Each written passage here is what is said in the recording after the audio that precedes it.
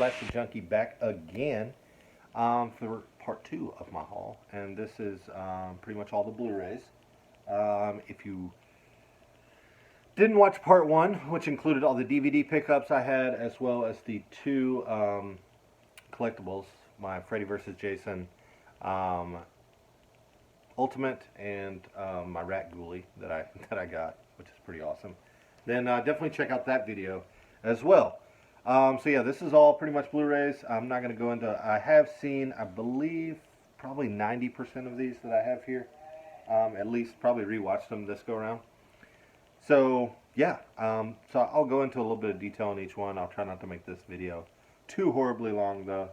And I'll just kind of go through the regular stuff and some Scream Factories I've got, Vinegar Syndromes, and then some stuff I got from Scorpion and Ronin Flicks, Code Red. Then I think I have some Arrows, maybe a couple Severin titles and whatnot. So I'll just start with some of the regular stuff. Some of these you probably saw in some of my unboxing videos. So up first, I haven't actually rewatched this one. I have seen it before though, and that's Frankenstein Must Be Destroyed. Starring, great Hammer film, starring Peter Cushing. Move some stuff out the way so I can stack these up over here. Haven't watched this one either, and that's the 2-pack of Nightwing and Shadow of the Hawk. I believe it's the Mill Creek release. Yeah, I've heard both of these are like Native American type horror. So yeah, looking forward to checking those out. Haven't yet though. Open Water. I grabbed like the first 3 that I haven't watched actually. Open Water, the 3, I think it's just one disc, but they're all 3 on there, yeah. So this has got Open Water 1, 2, and 3. I have seen 1.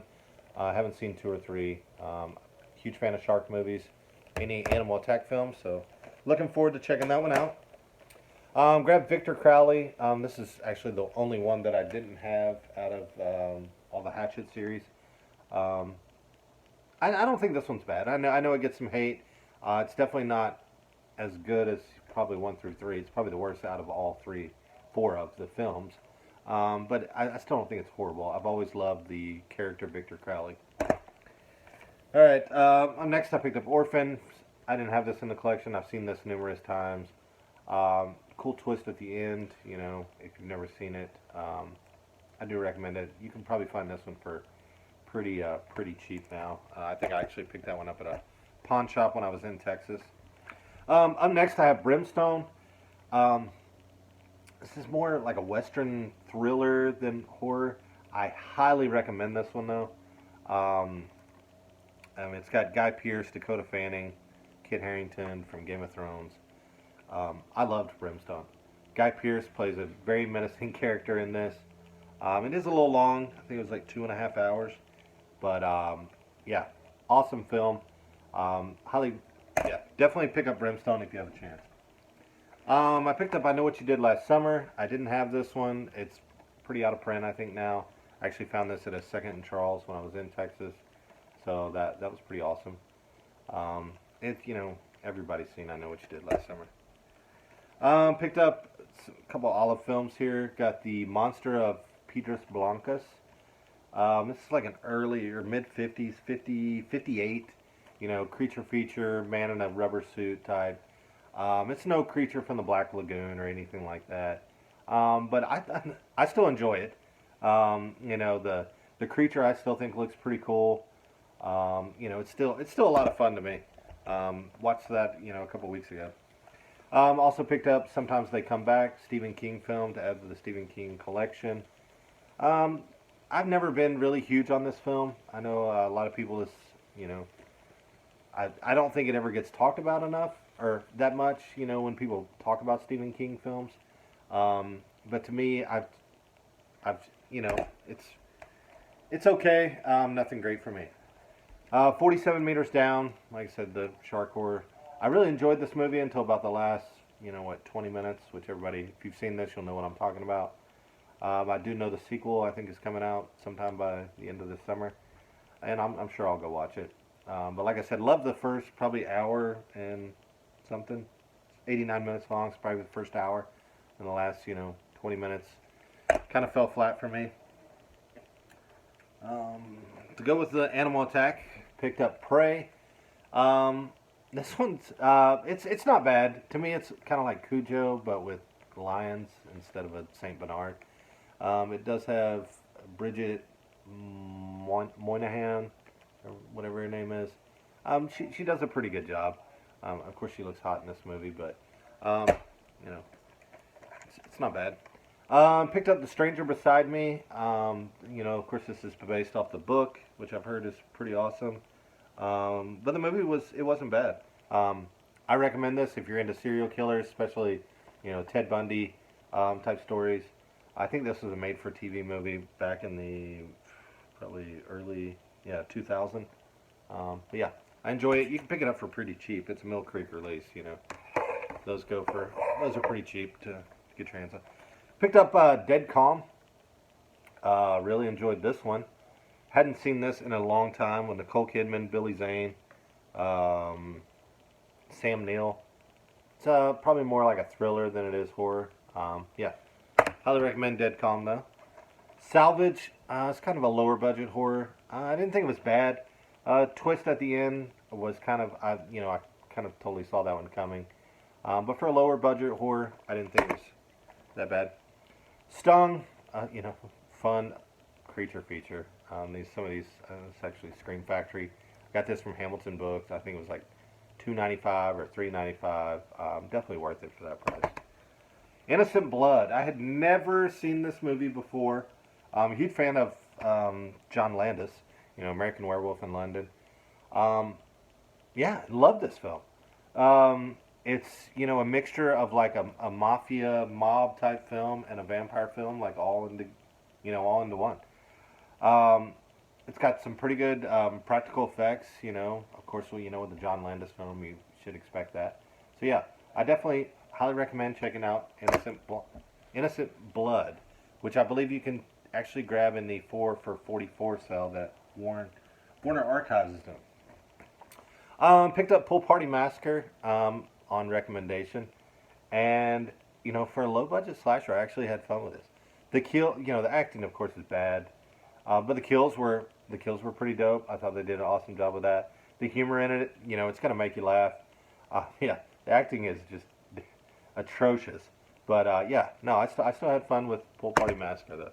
You can pick that one up actually for like $10 off their website right now.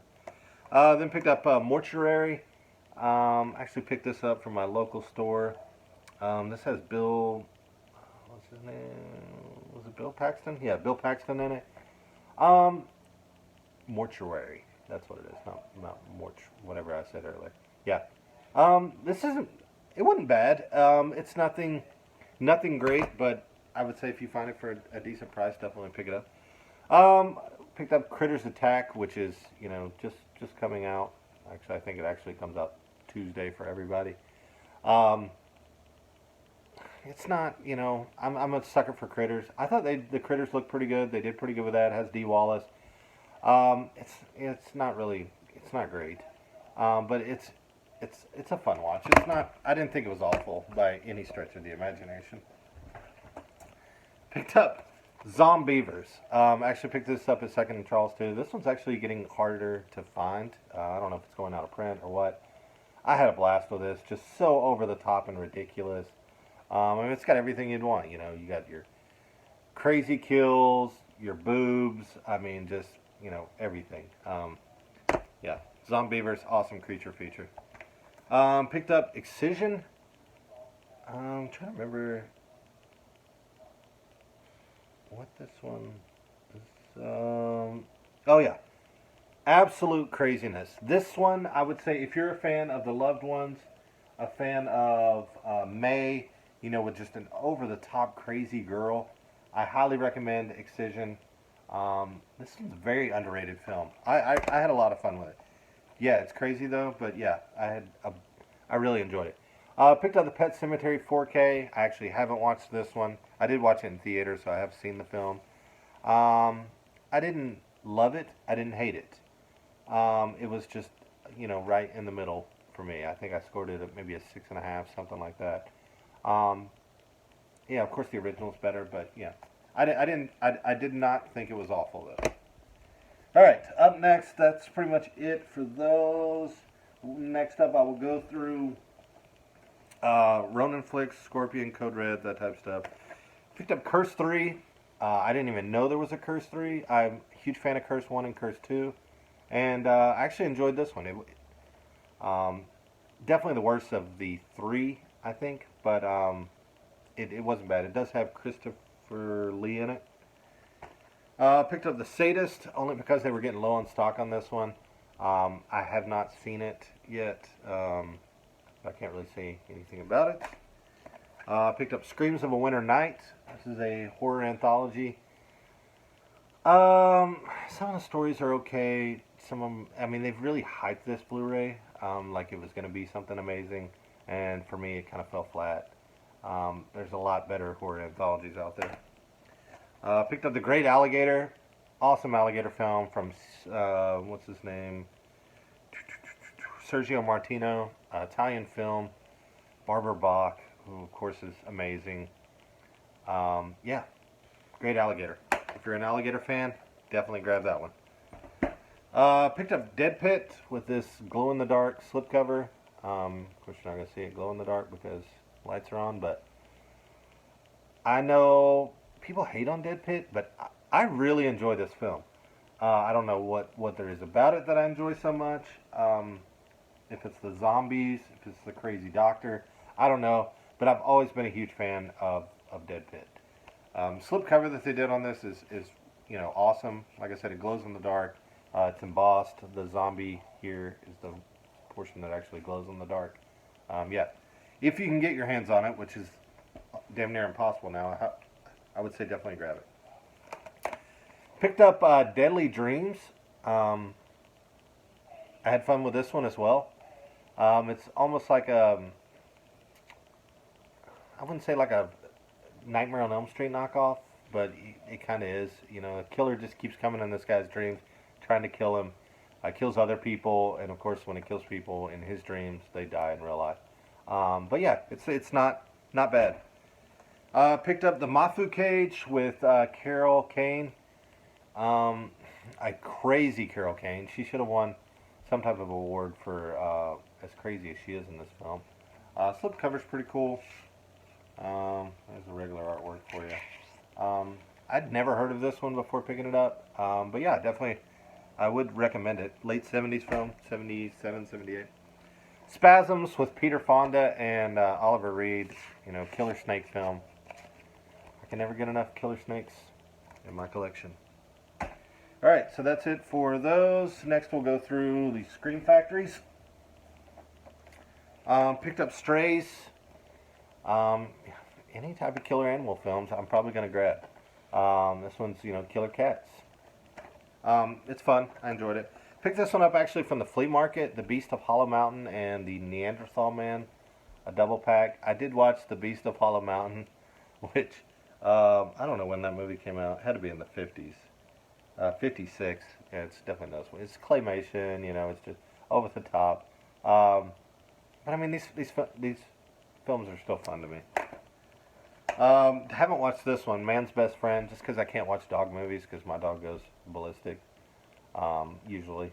But yeah, definitely looking forward to checking this one out again. Lance Hendrickson, Ali Sheedy. Warning Sign, did watch this one with Sam Waterston, Kathleen Quinlan.